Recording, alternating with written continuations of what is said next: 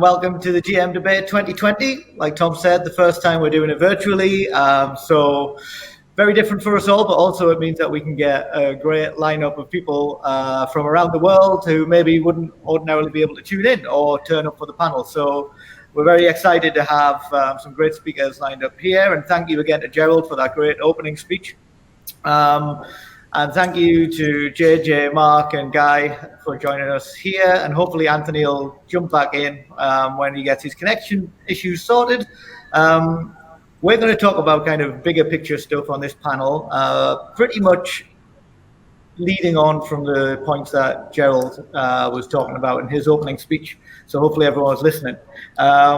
First off, I'm going to talk about working on public-private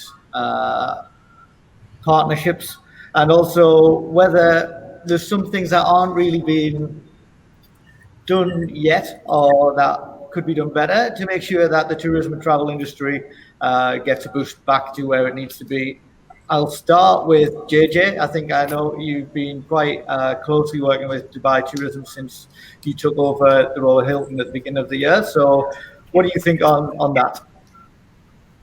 Yeah, thank you, Paul, and thank you for having me today on this very special first virtual GM debate. Yeah, I think this is there's not been a better time for the industry to work together with the governments, and I think we have been blessed in the UAE and in the Middle East in general to have an excellent relationship with the governments. We have actually been quite quickly been talking to them on how to handle this crisis and how do we create an environment which is safe for people to travel in. So we've been with RAC tourism, with Dubai tourism, with the Saudi tourism boards. I mean, we've been very, very active, and they've actually most of the time also come to us and ask, how are you guys as a big operator in the region dealing with the new normal. And I think the relationship was already there, but I think it has been more intense over the last couple of months, and I think it is we're in a better shape now for even defining the future. And I think we'll be talking about the future of travel later on, where I can elaborate on that. But we've been definitely part of the collaboration between private sector and government.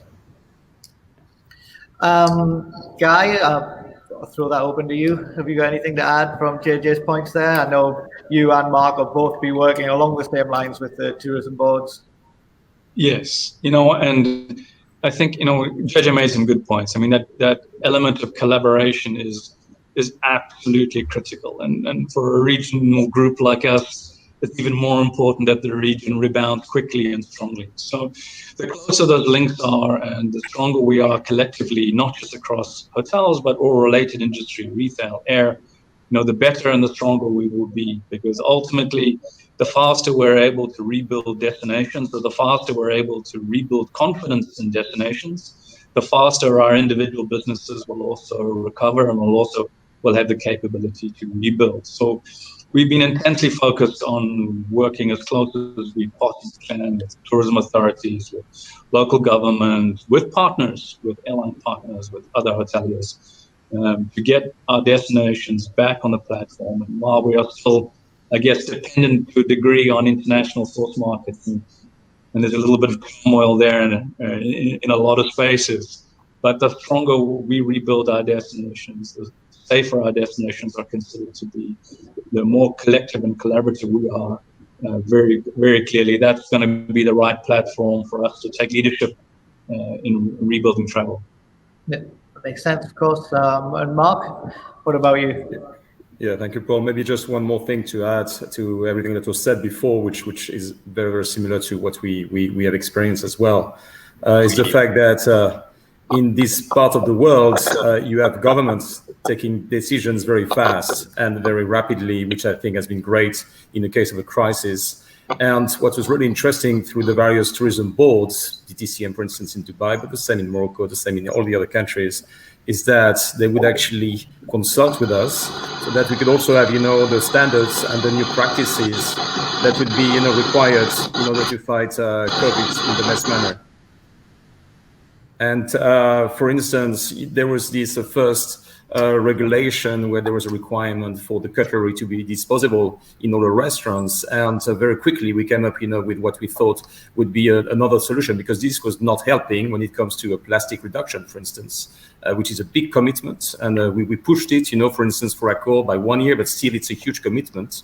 And we could convince the DTCM people to be able to convince their peers within the health authorities of the government to actually change and evolve. And I think this very, very quick, speedy interaction makes it very, very efficient.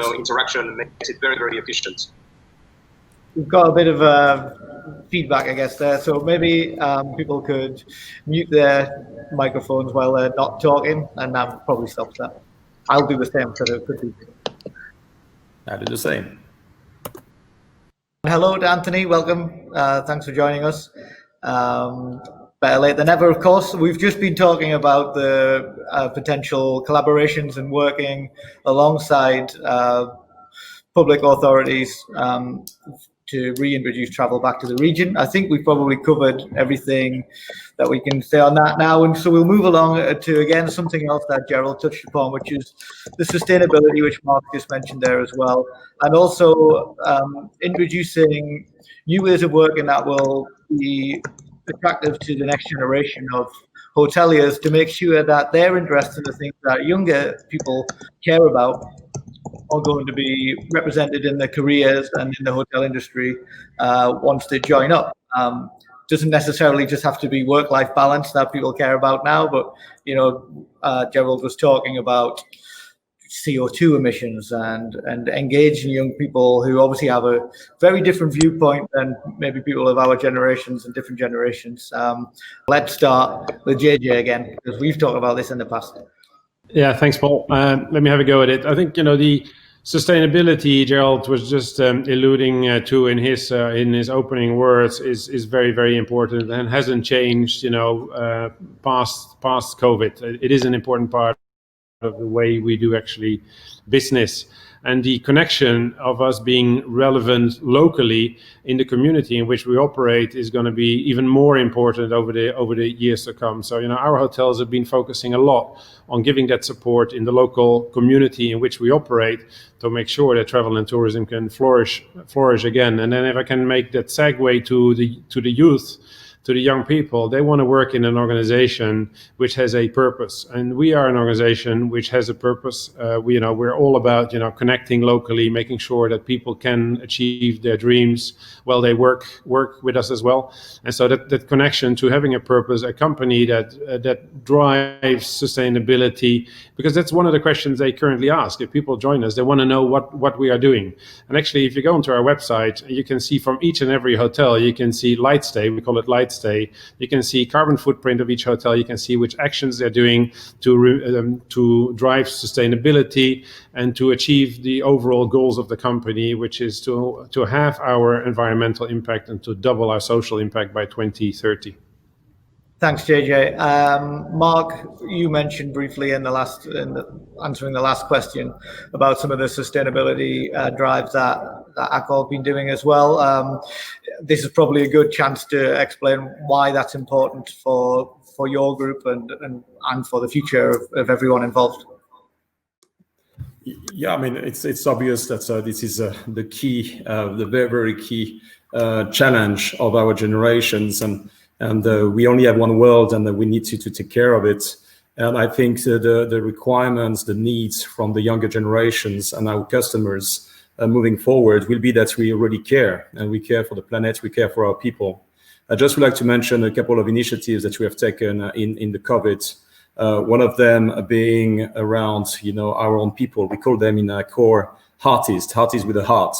And we've created a fund, which we call the Hearties Fund, which was actually at the very start of COVID, to cancel the dividends that we are paying to our shareholders and instead create a fund of 70 million euros to support those people that will be in need, that will be in a distressed situation because of COVID. And if I just give one example, in Africa, we have a fantastic boat that we operate in the south, in Zimbabwe, and over there we have various villages where all the people have one resource of income, which is linked to this boat operation. And all of a sudden, the income for 500 people, because of the two villages, so it was not just the employees, but everybody around, was zero. So what we're doing since is that we are actually making sure that they can live. And so we provide, $100 or $200, depending on the situations per month, which in Africa is a big thing. And, we think that, first of all, this is our duty, this is our responsibility to take care of our people and all the communities that live because of hospitality, because of what we do. And this is a massive impact that we need to have as responsible hoteliers, because we operate in all these markets, which are in real need. Thank you, Mark. We seem to be doing a little bit of tagging of people in and out of the panel, but hopefully we'll get there and be able to hear from Anthony soon, and maybe JJ will rejoin us. But in the meantime, Guy, following on from Mark, you said before, as a regional operator, you have a slightly different kind of remit to Mark and JJ, but that means that your impact on the immediate environment is obviously going to have that much more, be in the forefront of your mind a little bit more, I guess, as well. Yeah. I think from a sort of a macro perspective, we haven't stopped any of our sustainability initiatives. So things like the elimination of single-use plastics, we haven't backed off that at all, and we're currently already rolling that out across our hotels with guest amenities and other issues. So from that perspective, those sort of big ticket goals, we definitely have not abandoned that. If anything, we've intensified focus on it. And so, I don't see any issues from that perspective, reporting carbon emissions. These are things which were in place prior to COVID. We've never put any of these initiatives on pause, and we're still continuing with them.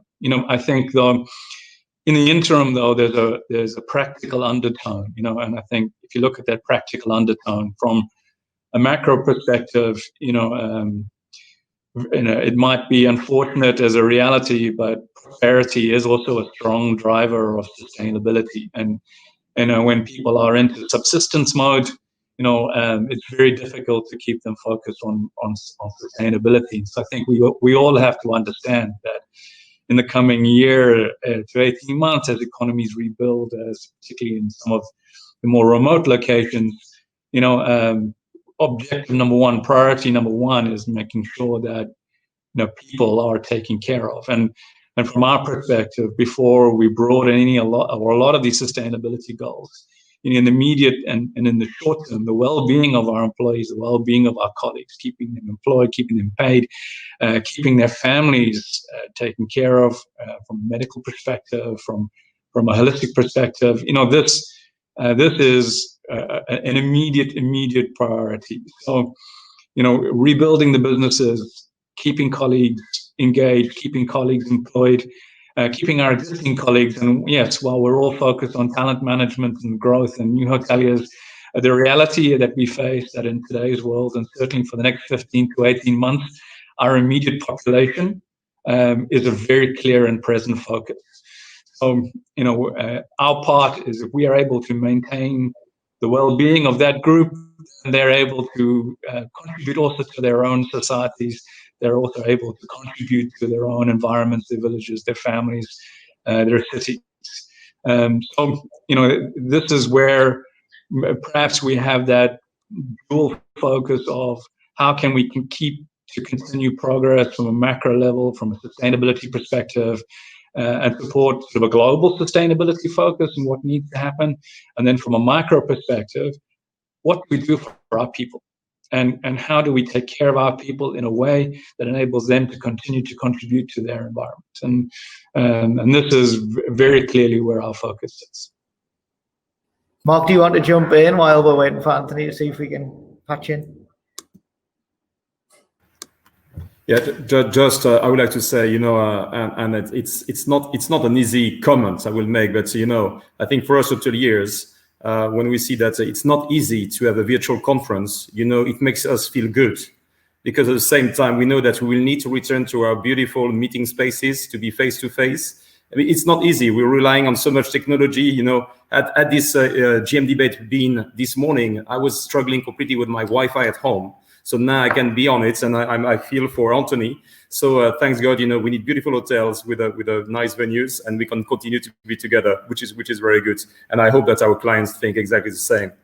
And when it comes to, you know, the future as well of you know, the way we can actually come up with a different customer experience, you know, we are also taking care very much about you know, the new needs because of the COVID. It's a big focus for us. And just a second, because I'm asked for a poll, which I'm gonna just discount now. And it was very interesting to look at the customer satisfaction in the way that it evolved in the last 6 months. We started to see a drop of the customer satisfaction in the hotels. It was a marginal drop, but it was a drop nonetheless.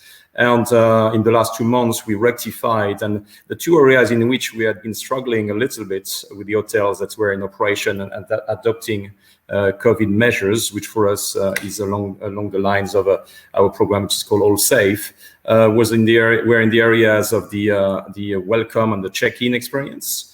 And here I can only think of, you know, how can you actually address clients when you have the mask on, and all of these elements of this.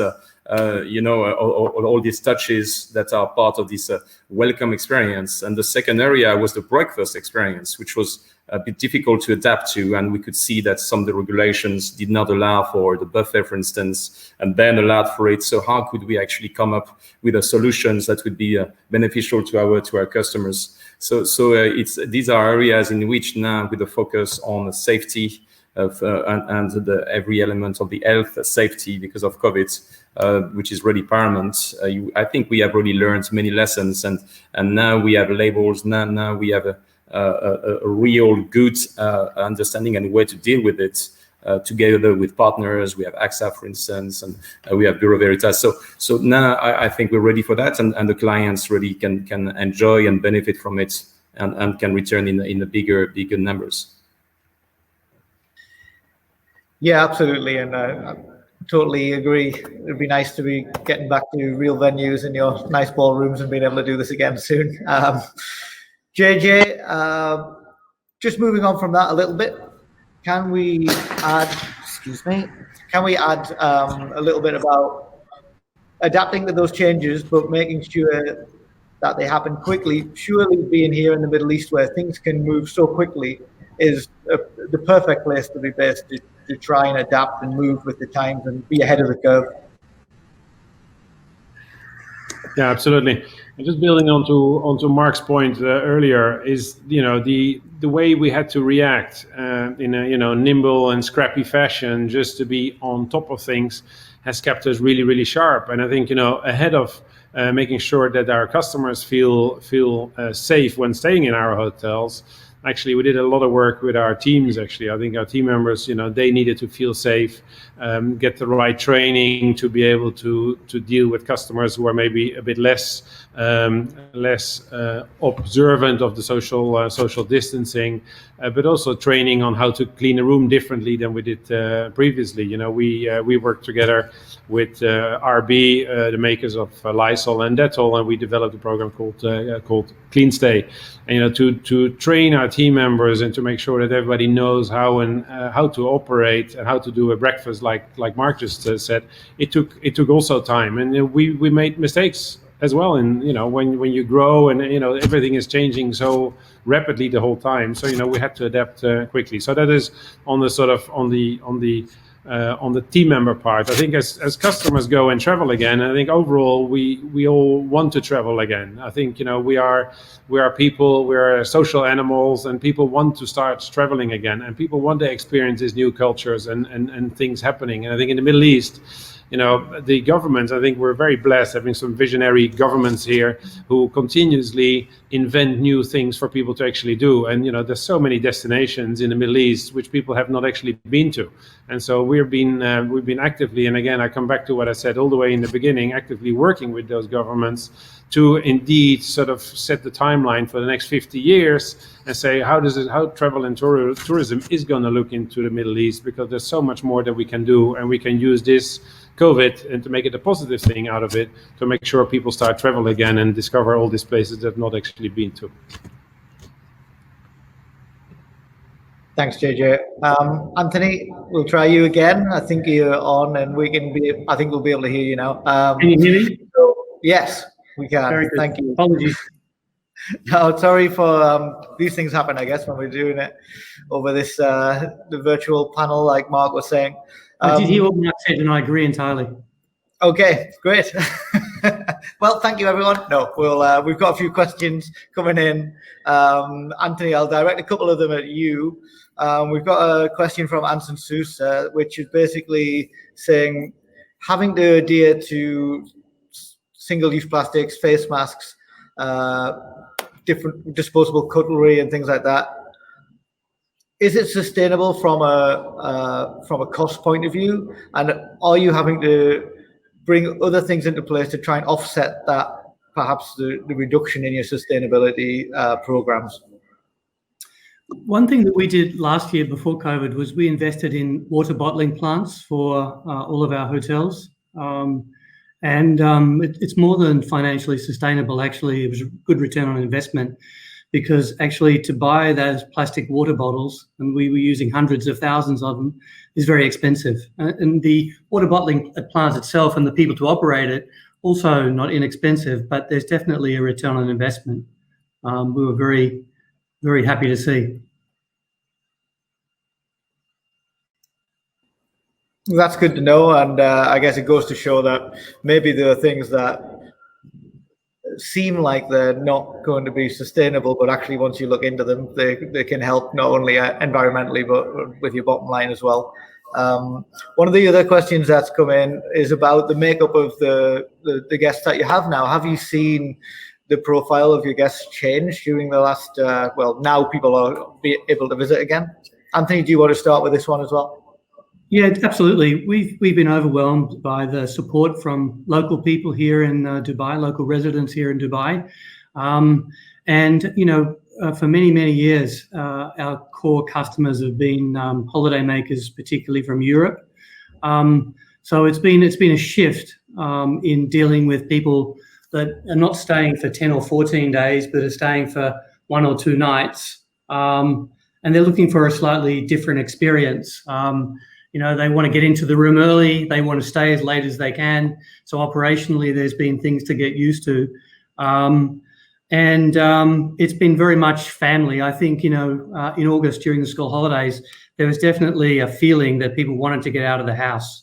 They wanted to get the kids out of the house, and they wanted to spend some time in the outdoors, on the beach. And so definitely for us, there's been a change in the demographic. I think apart from where the people are coming from, we've had a younger crowd, definitely more families. Typically, our guests have skewed towards an older age group. So during August, we had predominantly families actually, as I said, local residents, all kinds of local residents.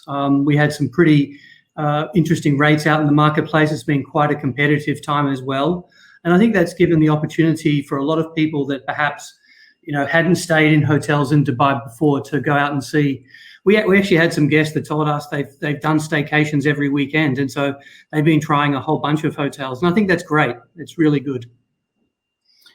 Yeah, absolutely. Guy, I guess it's a similar question for you, or to take that on a little bit, because the makeup of the resorts and hotels that you have across the UAE, some, I guess, were more suited to this kind of behavior than others. Is that something that you found?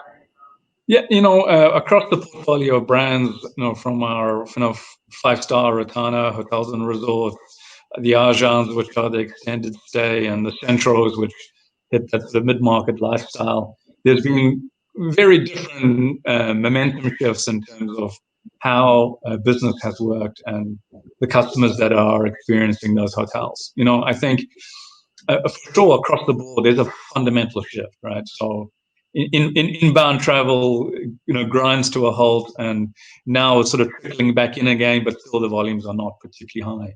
I think we've seen a mix across the Emirates, we've seen a mix across the regions, we've seen a difference between destinations like Dubai and the UAE, and then Riyadh and Saudi Arabia, where we've seen different shifts. So there's really a mix and a change on how things have worked. I think one thing which is common is we've seen very much growth in institutional infrastructure, government-related business. Which is, again, a totally different profile of customer.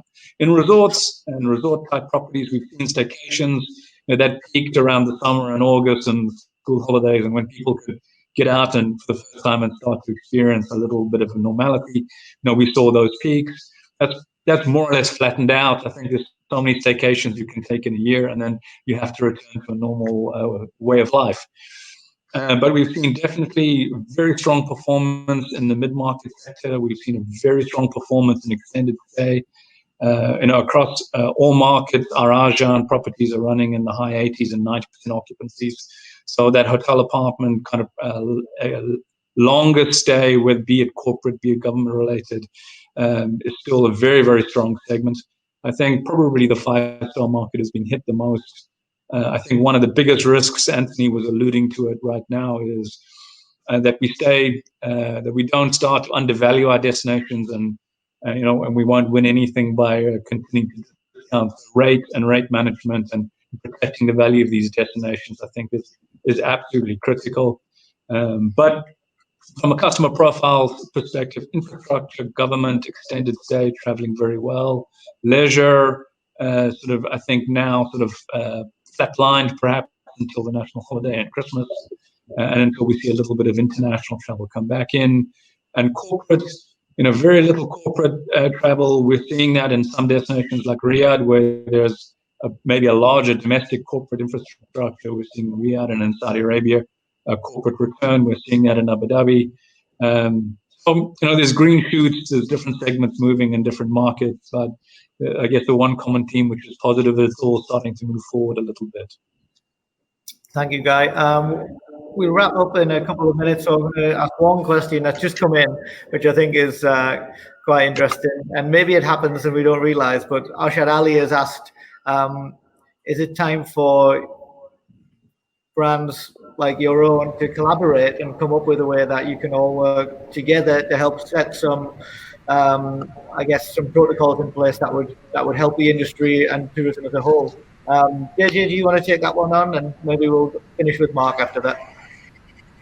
Yeah, I saw that point coming in, and I wanted to hook on to Anthony's point earlier when he was explaining what they've been doing. I think there is no better time where the industry has to work together indeed to sell the destination, and we all dependent on the flights that are opening currently, in which travel corridors are being opened.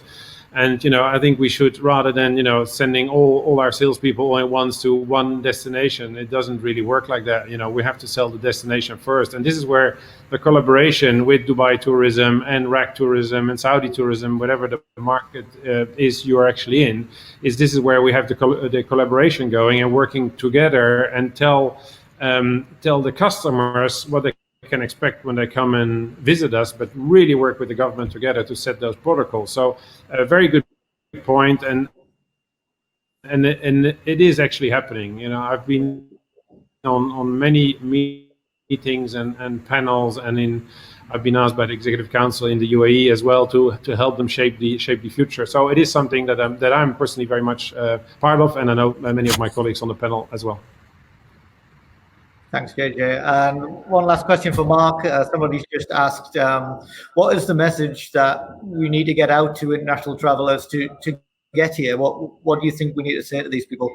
Come, it's fine, it's safe, and you'll still have a good time. Yeah, you said it, Paul. Well, I think from that perspective, Dubai and the UAE in general, but Dubai in particular, has been at the forefront of having such a very transparent, powerful message of the safety element, being completely ready, and that was actually quite surprising to see it coming up on the 6th or 7th of July already, when you could see that all the other countries were still very much struggling, and I think that has been perceived, that has been understood somehow, and we could see that in the summer.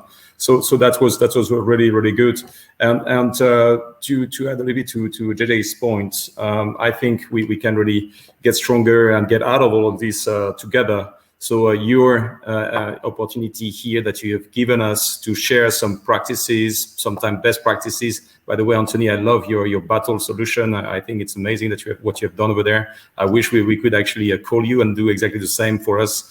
We need to come up with some of these bright ideas that make a lot of sense for all of us together. And let's not forget that, okay, some of the groups are larger, and I would represent one of them, but some of the hoteliers that must be on this call are operating more in isolation because they are independent hoteliers or working in markets where they are much more isolated, and they need also to be able to learn from all of these other practices that we know we can bring up into the conversation. So we can do it much better if we are more aligned and more communicating together. And this is a perfect opportunity with the GM debate. So thank you for that. Well, thank you, and thank all of you for joining us. It's been an absolute pleasure speaking to you all. And Anthony, thanks for persevering and getting in. Definitely better late than never, because some of those answers, as everyone said, were certainly very helpful and informative. We've got 5 more panels over the next 2 days. We're running a little bit behind schedule today, but we'll claw that back, I think. And anyway, it's worth the wait to hear what everybody's got to say. Thanks for everyone for watching this panel. Thank you, Mark, JJ, Anthony, and Guy. It's been a pleasure. Thank you for giving your time up.